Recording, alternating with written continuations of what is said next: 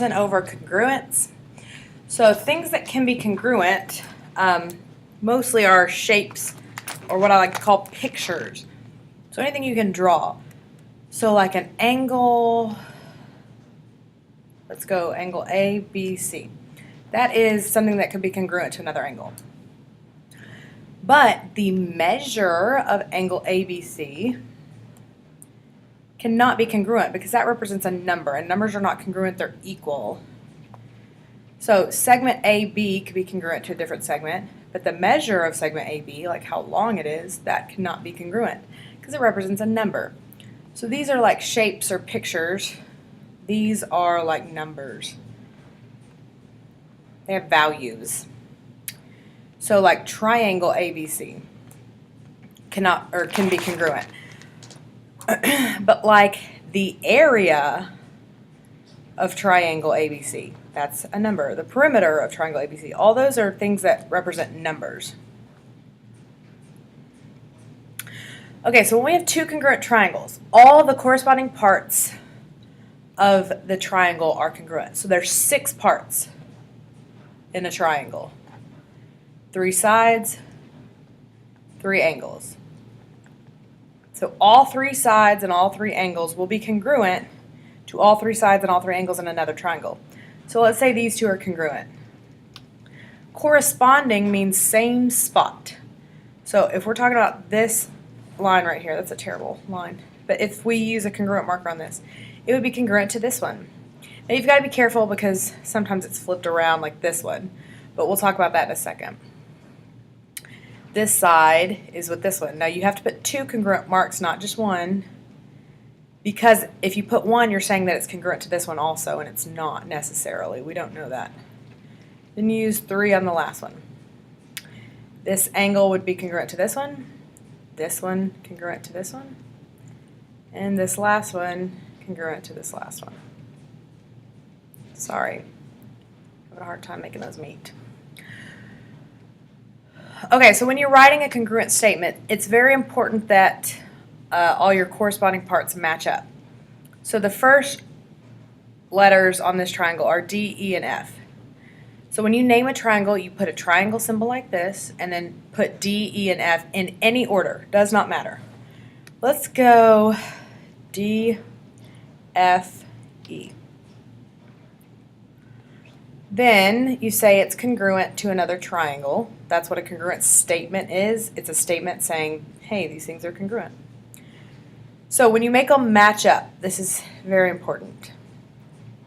We put D first. D is 43 degrees. Which angle on this triangle is in the same spot? It's the 43-degree angle.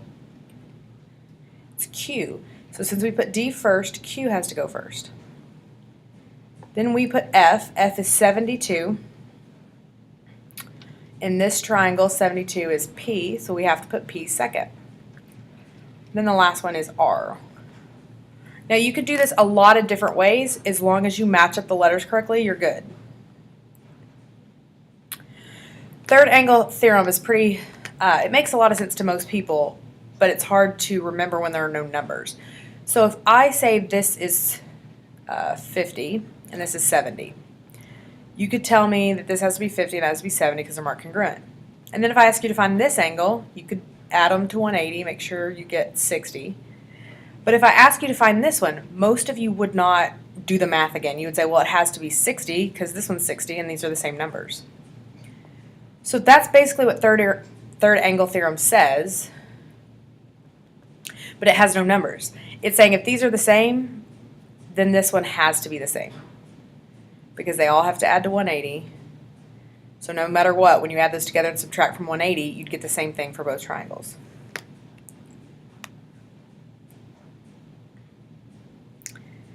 And this does not just apply for triangles. You can write congruent statements for quadrilaterals or any other shape. So if I said D, E, F, C. Now when you're naming a quadrilateral, you never jump across. So if I start at D, I can go either way, but you can't jump across to F. So D, E, F, C or D, C, F, E. Either way. That is congruent to, now D has 2 marks, so it goes with I. we did E next. E has 3 marks, so that goes with J. So obviously it's going this way, I, J, K, H.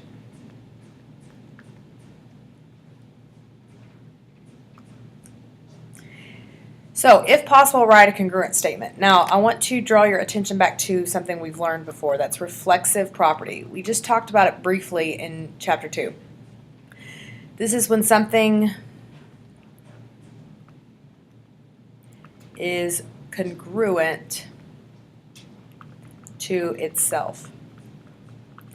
So, like in this triangle right here. We need all 3 sides to be congruent to all 3 sides. So we have this one and this one, that's 1 pair. This one and this one, that's 2 pair. But this last side is in both triangles. Is the top triangle this side congruent to the bottom triangle this side? Yes, because it's the same segment. Your reason for that is reflexive property. That segment is congruent to itself always.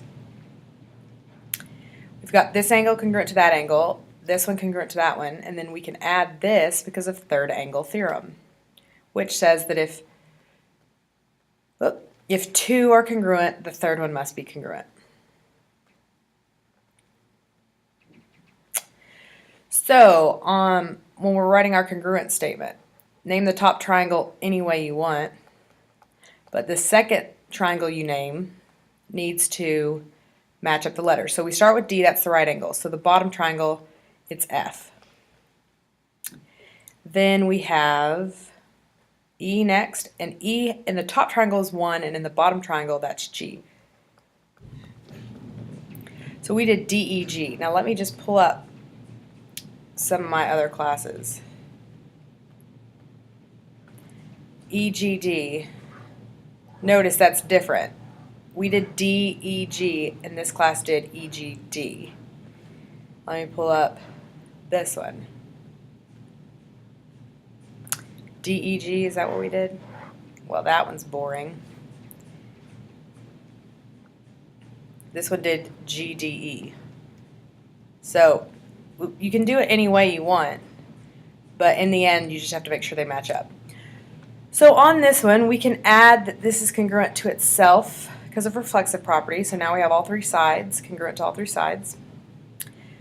We can add this is 90 degrees because this is a linear pair, so they add to 180. So if that one's 90, that one has to be 90. Then we can add this because of third angle theorem. Now, you don't just see me adding things without telling you why I'm adding it. If you get a picture and the first thing you do is just start saying, well, that's got to be the same as that one, and that's the same as that one, and you have no reason to put that, you're going to miss these problems. You have to know the geometry well enough to know what's true and what's not. So triangle XYW is congruent to triangle. Make sure you match them up. ZYW. Now on this one, E went with G. E in the top triangle went with G in the bottom triangle. But here, Y is a right angle and a right angle, and W is congruent to W. So you actually can match them up together. All right, in the figure, and I'd like for you to pause this to make sure you know why you're adding everything. AC and BD bisect each other. Bisect means cuts in half, 2 equal halves.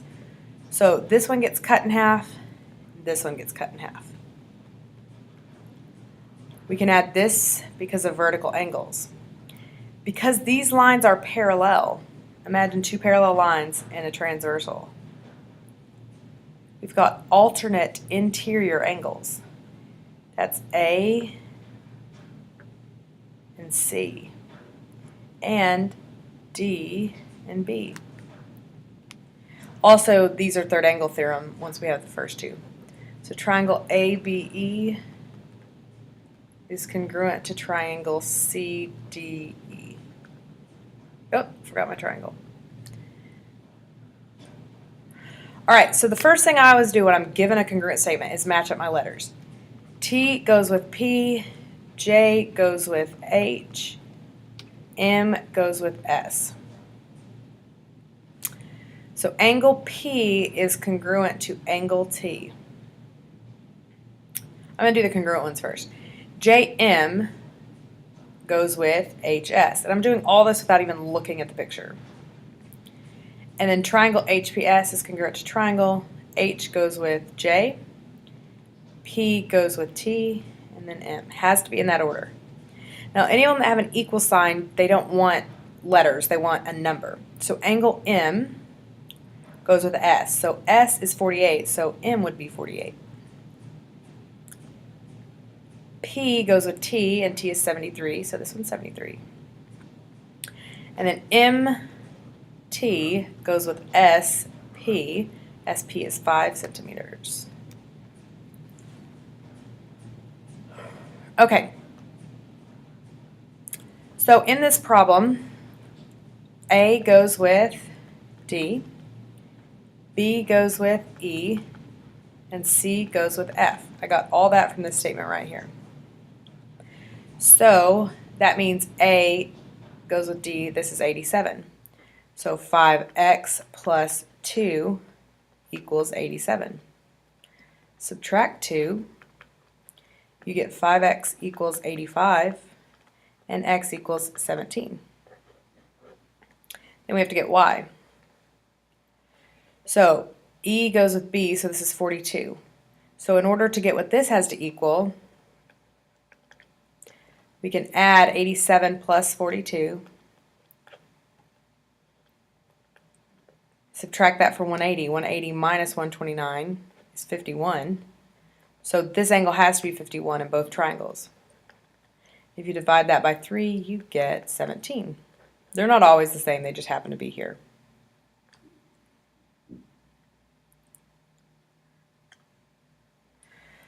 Okay, so then we have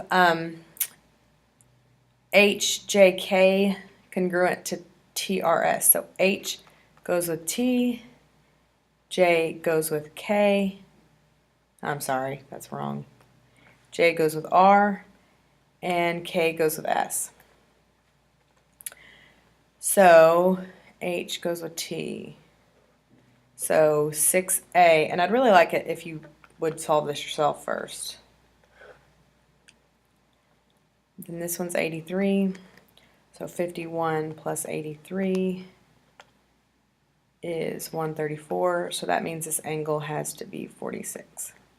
So you should get 7b minus 10 equals 46.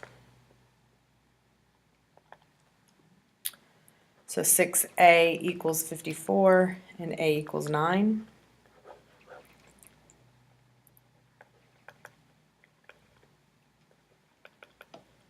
Should get 9 and 8, and that's it.